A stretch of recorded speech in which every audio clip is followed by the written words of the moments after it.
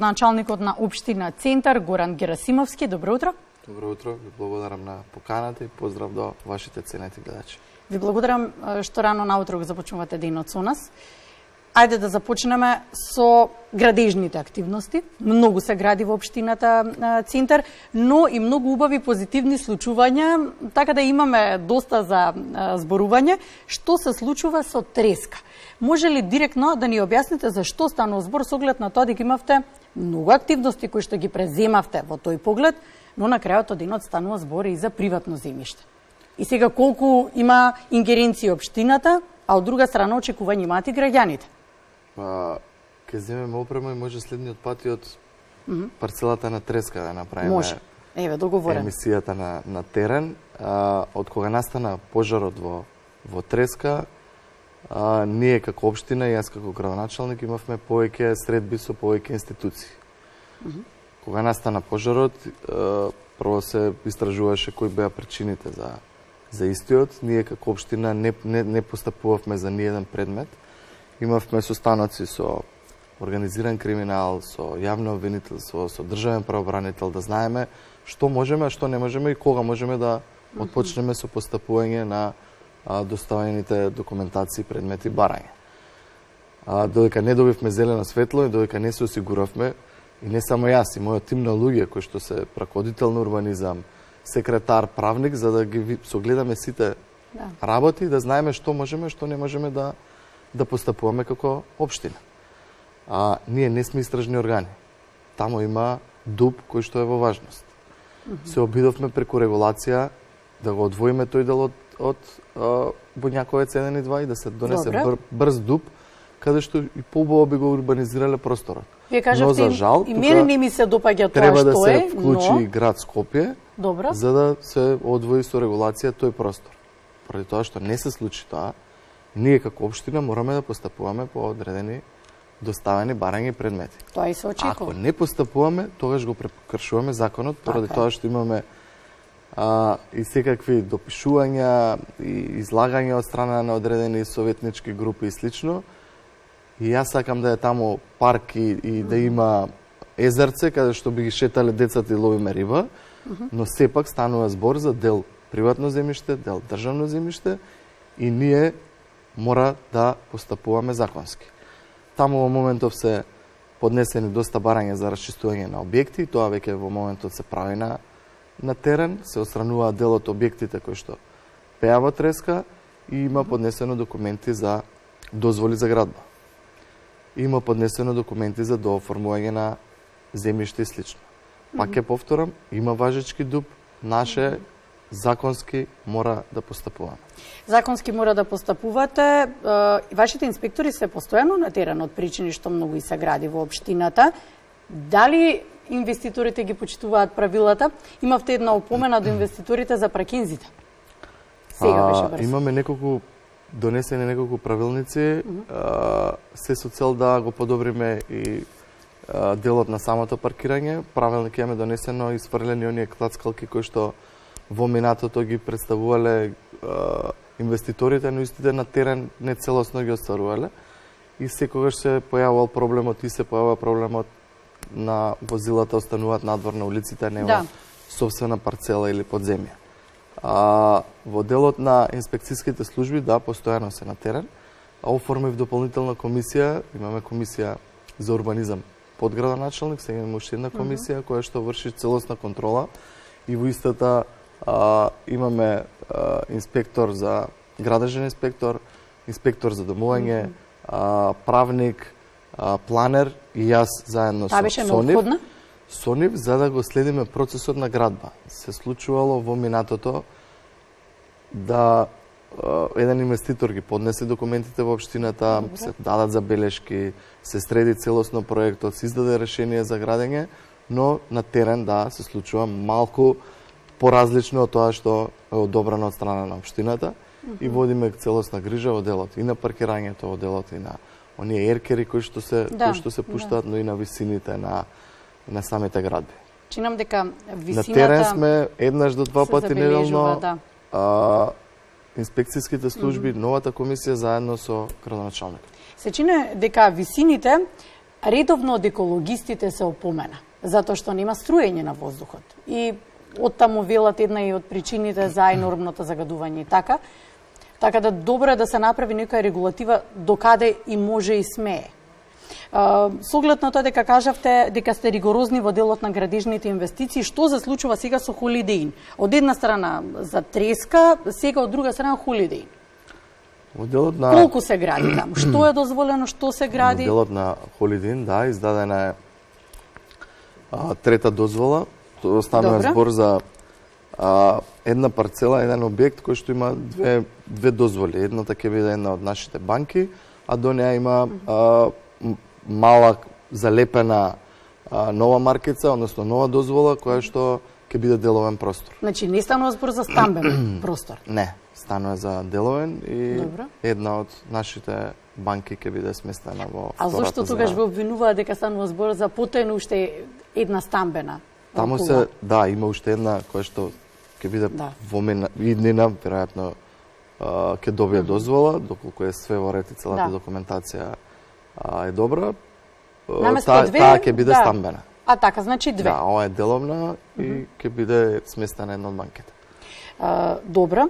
Тој простор мора што побрзо да се урбанизира. Таму е планирано Јасно е тоа, дека тој е центарот на градот. Тоа е лицето на градот. Кога не сте поминале од тој дел? Редовно поминувам. Таму беше дали има бетонизација? Таму беше бетон и претходно. Да, и стана некако страф и трепет тој простор. Од друг век. Пак ќе кажам, сомнежот, недовербата на граѓаните, во делот на начинот на купување на земјиштата. Ние како општина не сме истражни органи, немаме увид кој како се стекнал со сопственост. Дали е тоа приватизација, денационализација или слично. Да. Ние постапуваме по документи кои што се доставуваат во општината. Доколку таму има дуб кој што е во важност, доколку е ваша сопственост и така натаму, ние мораме да постапуваме. А доколку, да речеме, не зборуваме за овој простор, доколку дупот нарушува начин на живот и ред други, ајде да не ги редиме причини, имате вие можност да го раскинете? Нашиот притисок е да што поубаво и самите инвеститори го урбанизираат просторот. Да. Пред се е добро за општината, за граѓаните, а и за самите инвеститори кои што отпочнуваат со одградба. Доколку околината, самиот простор каде што се градат зградите е посреден, е подобро урбанизиран и цената на станот ќе чини повеќе. Нашата борба е што поубаво и подобро урбанизирана општина. Тоа го правиме и со треска, тоа ќе го правиме и со Holiday Inn. Подобри сообраќајници, проширување на сообраќајниците, таму ќе има зголемен број на граѓани, зголемен број на жители. Тоа предизвикува и зголемен број на возила и мораме да се грижиме за сообраќајниот режим и така натаму, доволен број на паркинг места, што повеќе зеленило, убаво осветлување и така натаму. Нашата борба е во тој дел и правиме огромен притисок врз буквално секој инвеститор кој што донесува документи и бара дозвола за градба да учествува во процесот за разубавување на тој дел каде што ќе се гради. Да, и уредувањето се разбира хортикултурно, да имате општината која што е олицетворение на градот, затоа што кој да е да дојде надвор, влегува во центарот на градот, во општина центар. Најфреквентна општина, многу пати сме кажале, и самата фреквенција на луѓе и сообраќај предизвикува и дополнителни проблеми со кои се соочуваме, но се справуваме секојдневно со истите. Таа е убавината на вашата професија, добро. Сакам само на кус ова да го искоментирам, затоа што ми се чини дека е постојано проблем и не можам да разберам како е постојано проблем, да се казнуваат одредени локали за бучава и постојано тоа како да се врти во круг и како да не можете да излезете од тој круг. Искрено, дел од ние веќе почнавме да ги повикуваме во општината и преку разговор да најдеме заеднички начин да ги решаваме проблемите. За жал, кај нас све функционира со казни, но некогаш треба да се седне и поразговара и да се изнаоѓаат решенија, односно да не се попречува и движењето и начинот на функционирање и живење на граѓаните. Пишуваме казни и јас и со инспекцијата на терен изминатите недели меревме одредени локали каде што има поплаки жалби од страна на граѓаните и истите се санкционирани од страна нашите инспекцијски служби. Градоначалник, имавте многу убави активности, манифестации, ограничено ни е времето, па би сакала малку да дадеме внимание на убавите работи во општината што се случија. Не ве викнавме само да ве прозиваме, се разбира, да ви спрашаме. Би сакала еден краток осврт за неколку убави настани сега што беа, манифестации. Да, тука беше Горан Стефановски. Горан Стефановски, една многу убава манифестација во паркчето непосредно до општината, убава посетеност. Следни манифестации бевме завчера во основното училиште Киро Глигоров, го одбележувавме денот на училиштето.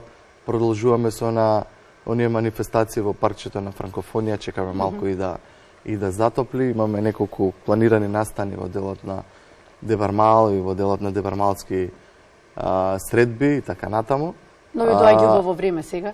Чекаме да се затопли времето за да почнеме бидете со истите. Имаме поставено и бина во паркчето на Франкофонија, која ја користиме и ние општината, но и истата може да се користи бесплатно од страна на било кој невладен сектор или организација за било каков настан.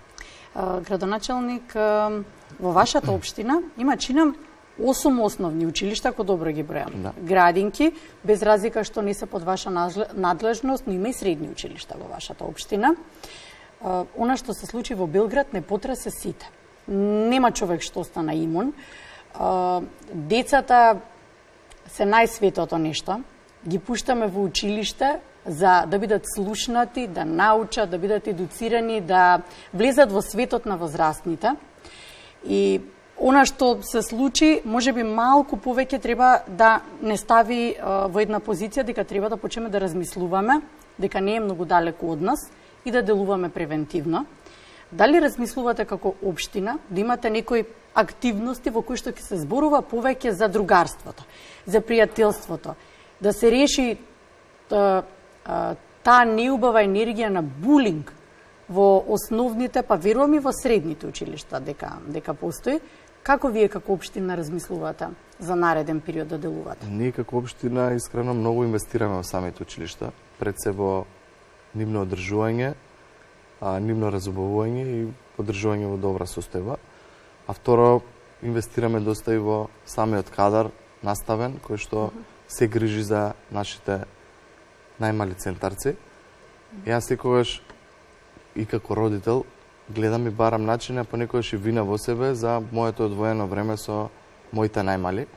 Да. Треба и самите родители и самите ние да и одвојуваме, но и вложуваме многу повеќе време во развојот на нашите деца, а ние како општина правиме се и ќе даваме се да го дополнуваме тоа во образовниот систем и водиме грижа за безбедноста на децата. Планираме текот на следната недела, имам една средба со директорките на основните училишта, директорките на градинките, да поразговараме од делот на подобрување и зголемување на безбедноста. Сега веќе со оглед бомбите има веќе и зголемување на безбедноста. Да, плюс и полицијата и предходно имаше, но сега и дополнително и во ноќните часови да има дополнително да бидат обезбедени и училиштата и градинките, да не се случуваат несакајни работи. Дополнително планирани се одредени обуки во делот на булингот кој што го спомнавте. По мој предлог веќе правиме одредена програма заедно со социолозите и одредени професори од факултетите да ги учиме децата на различности. Дека има и различни од нив, дека има дечиња со различна боја на кожа, национална припадност, етничка припадност. Социјална секако. Ке дадеме све од себе во тој дел да што повеќе ги образуваме, но сепак ќе кажам дека треба и ние родителите малку повеќе да обрнуваме внимание во делот на нивниот раст и развој. Да, точно дека прстот треба да биде вперен кон родителите. Како родители даваме се и тоа малку време го посветуваме, но повторно тие деца треба да влезат во тој систем. Секако и затоа сме тука. Повеќе од дел од денот да го поминат таму. Ако го видиме настанот кој што се случи жалосен во нашата соседна држава, можеме да видиме дека голема е вината на родителот кој што го обучувал малолетното дете да користи оружје. Затоа потенцирав два пати дека и ние родителите мораме да одвојуваме што повеќе време, грижа и ги воспитуваме и образуваме нашите деца. Градоначелник, ви благодарам на одвоеното време. Благодарам што бевте утринава наш гостин. Се надевам дека ќе се гледаме за убави работи. Ви благодарам на поканата. Многу пријатно се чувствувам и во ваше друштво, и во вашата емисија. Ќе поканиме следната средба да биде или во фабриката поранешна на Треска, или на плочникот кој што го ветивме на Зелениот за кој што пазар, бевме на терен. Може, или во новото наше предпријатие кое што го ветивме веќе е реализирано, Енергија центар, за да представиме некој проект кој што веќе ќе биде отпочнат. Може, договорени сме. Ви благодарам.